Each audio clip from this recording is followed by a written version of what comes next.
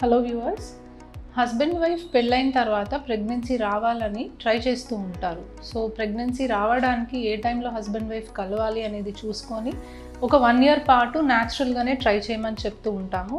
న్యాచురల్గా 1 year try చేసి కూడా ప్రెగ్నెన్సీ రాకపోతే ఒక ఫర్టిలిటీ ఎక్స్పర్ట్ని కన్సల్ట్ అవ్వమంటాం. సో ఒకవేళ వాళ్ళు న్యాచురల్గానే ట్రై చేస్తున్నప్పుడు వాళ్ళకి ప్రెగ్నెన్సీ వచ్చిందని ఎలా తెలుస్తుంది, సో ప్రెగ్నెన్సీని ఎలా డయాగ్నోస్ చేయాలి అనే దాని గురించి మాట్లాడదాం.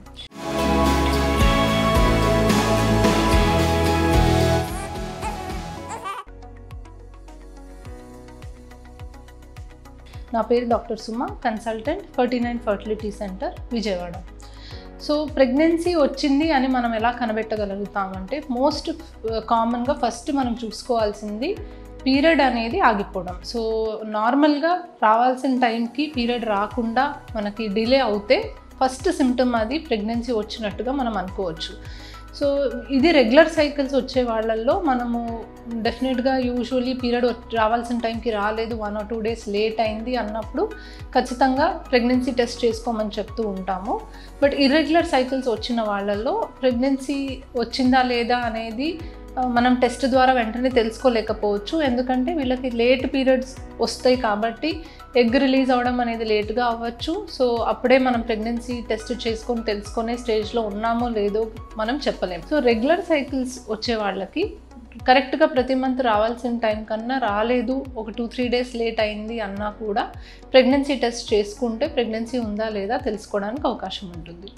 ఇది కాకుండా ఇంకేమైనా సిమ్టమ్స్ ఉంటాయా అంటే కొంతమందికి కళ్ళు తిరగడం కానీ వికారంగా ఉండడం కానీ ఇలాంటివి మనం గమనిస్తూ ఉంటాము. కానీ ఈ సిమ్టమ్స్ మనకి ప్రెగ్నెన్సీ వచ్చిన వెంటనే అయితే తెలియకపోవచ్చు, కొంచెం టైం పడుతుంది ఈ సిమ్టమ్స్ అన్నీ రావడానికి.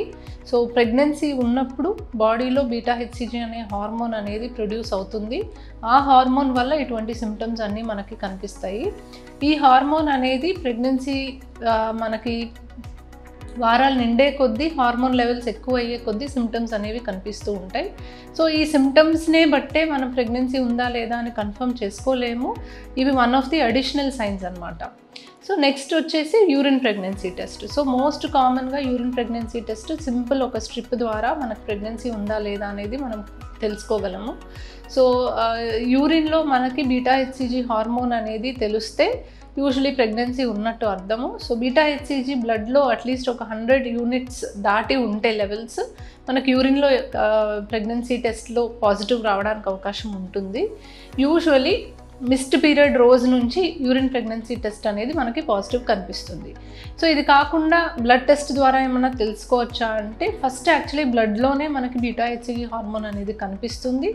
బీటా-హెచ్సిజీ హార్మోన్ బ్లడ్లో 100 దాటిన దగ్గర నుంచి మనకి యూరిన్లో కనిపిస్తుంది. కాబట్టి యాక్చువల్లీ బ్లడ్ టెస్ట్లోనే మనకు ముందు ప్రెగ్నెన్సీ ఉందా లేదా అనేది తెలుస్తుంది.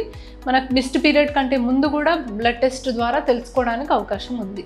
కాకపోతే బ్లడ్ టెస్ట్ మినిమం ఇంత వాల్యూ ఉంటే తప్ప మనం ప్రెగ్నెన్సీ అని కన్సిడర్ చేయము. యూజువలీ 25 అనే వాల్యూ బీటా-హెచ్సిజీ ఉంటే ప్రెగ్నెన్సీ టెస్ట్ పాజిటివ్ కింద కన్సిడర్ చేస్తాం. కాకపోతే బ్లడ్ టెస్ట్ అందరికీ చేయాల్సిన అవసరం లేదండి. మనకి ప్రిక్ చేసి బ్లడ్ తీసి అంత ఇన్వేజివ్గా చేయాల్సిన అవసరం లేదు.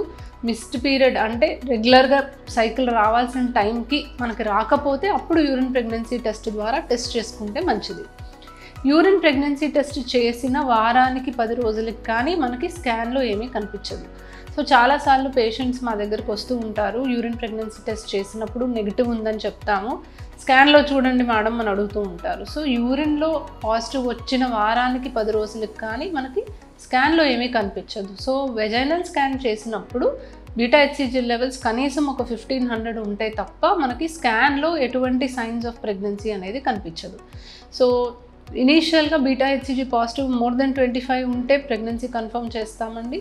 అరౌండ్ 100 బీటా-హెచ్సిజీ ఉన్నప్పుడు యూరిన్ టెస్ట్ పాజిటివ్ వస్తుంది. అరౌండ్ 1500 ఉన్నప్పుడే మనకి స్కాన్లో ఏమన్నా కనిపిస్తుంది.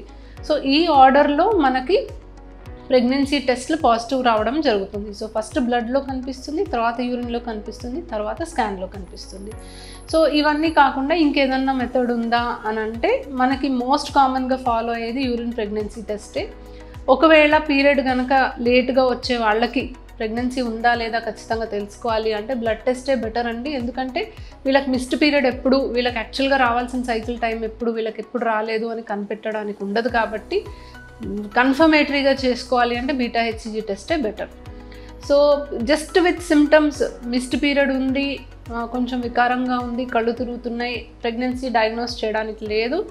సిమ్టమ్స్తో పాటు యూరిన్ ప్రెగ్నెన్సీ టెస్ట్ పాజిటివ్ అన్నా రావాలి, లేకపోతే బ్లడ్లో అన్నా మనకు బీటా హెచ్సిజీ పాజిటివ్ రావాలి.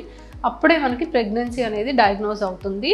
సో ఈ పర్టికులర్ సిమ్టమ్స్ ఉంటే మనం డయాగ్నోస్ చేసేస్తామని అయితే లేదు. అండ్ సినిమాల్లో చూపిస్తూ ఉంటారు, జస్ట్ పల్స్ చూసి ప్రెగ్నెన్సీ ఉందా లేదా అని తెలుస్తుంది అనేది.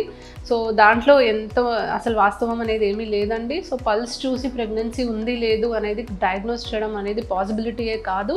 ఖచ్చితంగా టెస్ట్ చేస్తేనే మనకు తెలుస్తుంది.